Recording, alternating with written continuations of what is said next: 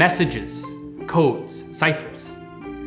They're all based on encoding and decoding. Today, we're gonna be learning about encoding and decoding. What is it? What is it actually? We're gonna be learning about tuples, okay, as they're important to encoding and decoding messages. And we're gonna be learning about a rotary encoder. What does a rotary encoder do and why? Join me on this Make segment. I'm your host, Zachary Anderson.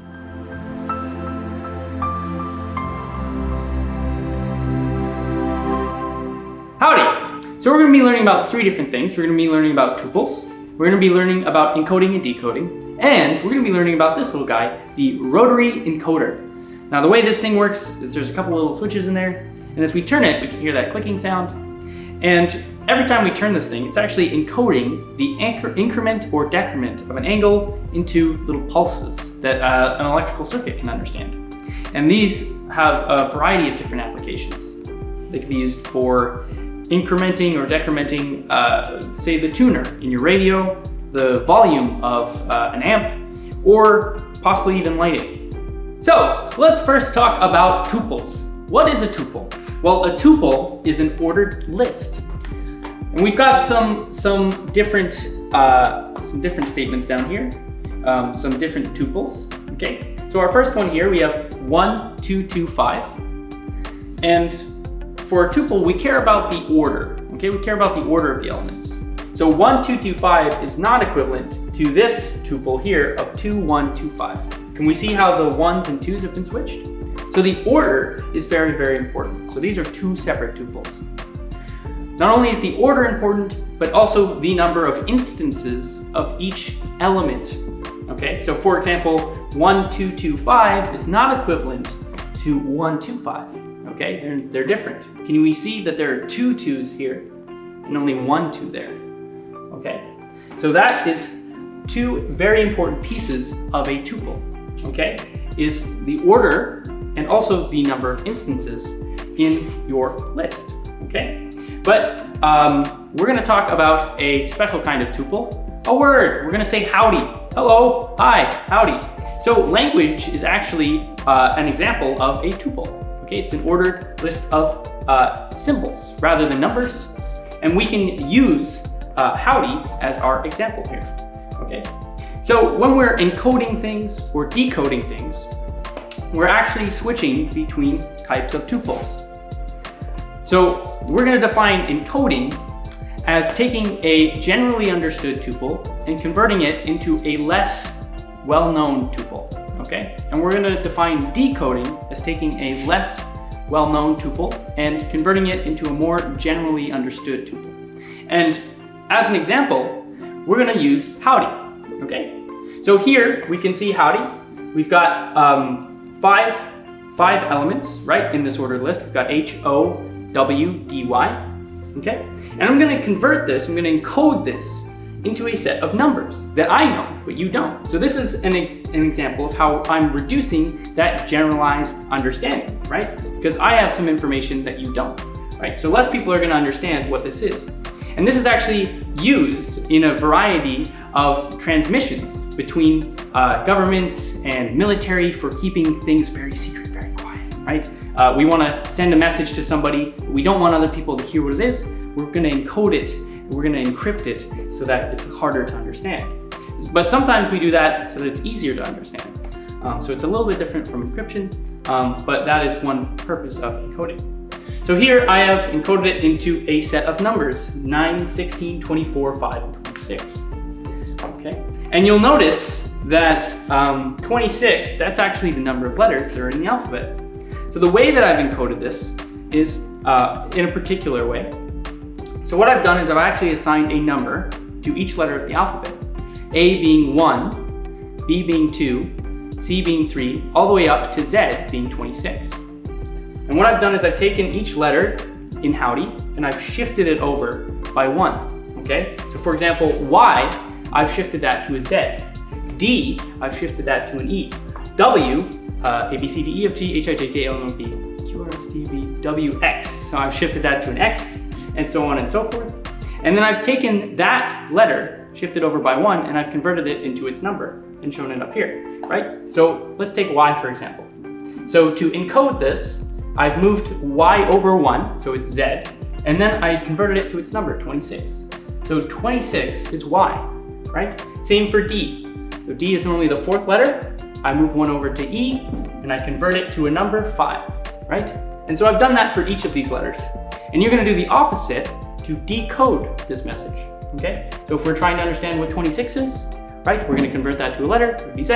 We're gonna step back one letter in our set of the alphabet, and that's how we get Y, okay? So that's how we encode and decode information.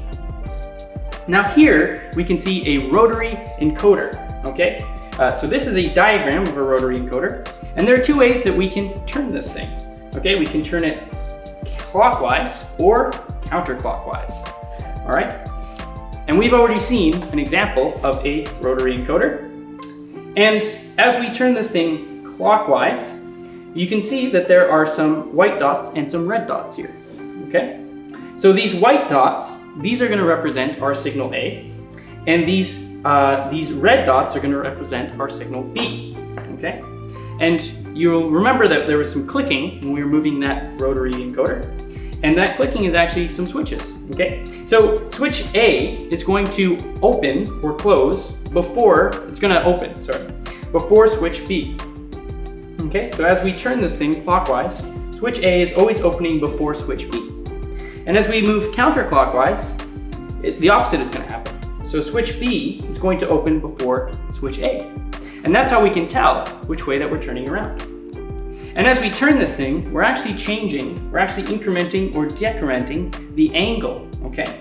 So if you imagine that I had a hand of a clock here, and I'm turning it clockwise, you could say that I'm incrementing the angle. And if I was turning it counterclockwise, you could say that I was decrementing the angle, okay?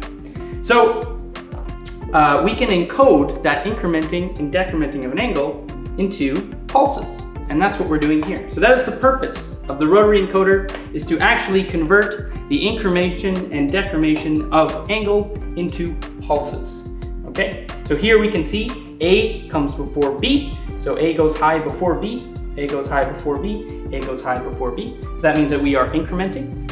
And here we can see B goes high before A, B goes high before A, B goes high before A. So that means that we're decrementing.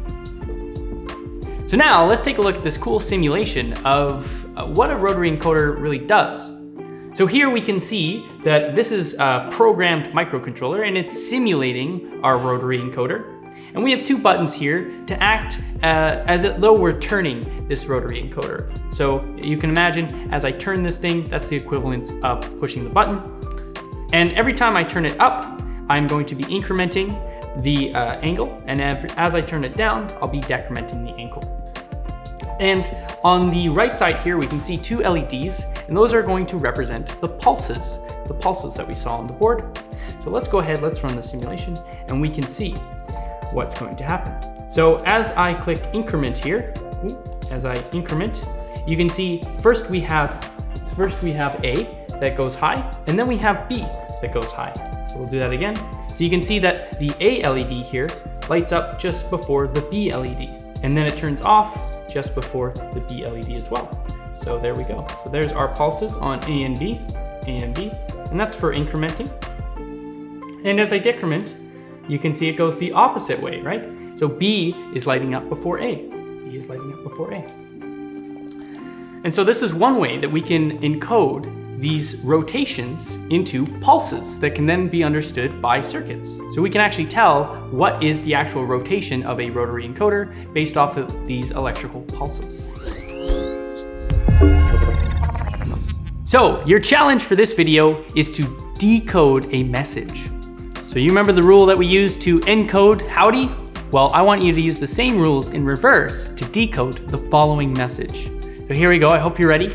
So 14, 2, 12, 6, 10, 20, 3, 6, 20, 21. So that is your message to decode using the method in reverse that we used to encode Howdy. So I hope you enjoy this challenge. So we learned a lot this segment. We learned that tuples are an ordered list where the number of instances are important, and of course the order of our elements and instances are important. We learned about encoding and decoding, how encoding is taking a generalized, understood tuple and converting it into something that's less well understood. And then decoding is going back again. We also learned that a rotary encoder is encoding the increment and decrement of angles into little electrical pulses that can then be understood by a circuit. So I hope you've enjoyed this segment.